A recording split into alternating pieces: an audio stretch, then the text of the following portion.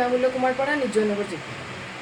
আপনার তরফ থেকে দেখুন আজকের যেটা আমি আপনাদেরকে কী বলবো, আজকের যেটা দিন এটা পার্টিকুলারলি শুধু ফাদার্স ডে বলে মানে একটা হয় না আমাদের জন্য, আমাদের না ব্যক্তিগত, আমি আমার জন্য বলবো, আমার জন্য আমার বাবা মানে উনি ভীষণ একটা বিশেষ রোল আমার লাইফে প্লে করে।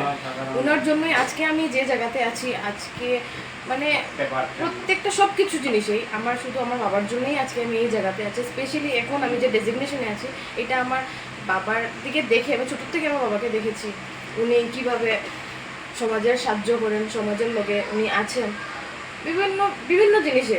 আমি আমার বাবার থেকেই আমি সব জিনিস শিখেছি। ইনফ্যাক্ট শুধু আমি নয়, আমার মানে যত যুবক যুবতী আছেন, আপনিও তো একজন, আপনারও একজন বাবা ছিলেন, সবাই।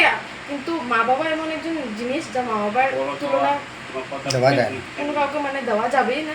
আর স্পেশালি বাবা আমাদের লাইফে ভীষণ একটা বড় একটা রোল প্লে করে। সো আমার জন্য আমার বাবা একজন হিরো। আর আমি আমার বাবাকে কি বলে মানে আমি ওনাকে আমার ভালোবাসা প্রকাশ করতে পারবো এটা আমি কোনোদিন বলিয়ে মানে বোঝাতে পারবো না। আমার বাবা আমার জন্য এত বড় মানে একটা রোল প্লে করেন। বা আমি ভগবানের কাছে এটাই আমি আশা করি, ভগবানের কাছে এটাই বলি যে আমার মা বাবাকে যেন সবসময় সুস্থ রাখেন, ভালো রাখেন। আর এই আশীর্বাদটা যেন ভগবান আমাকে দেন কি আমি যেন আমার মা বাবাকে সবসময় হাসি খুশিতে রাখতে পারি। এবং আপনাদের সকলকেই বলবো, আমাদের বাবা আমাদের জন্য বহুত কিছু করেন।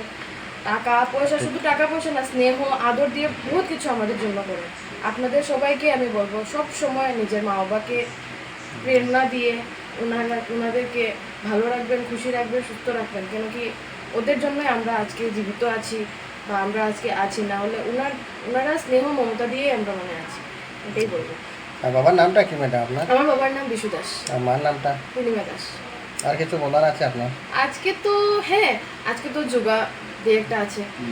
আজকে যোগা ডে বলেই যে আজকে আমরা যোগা করবো এরকম কিছু না।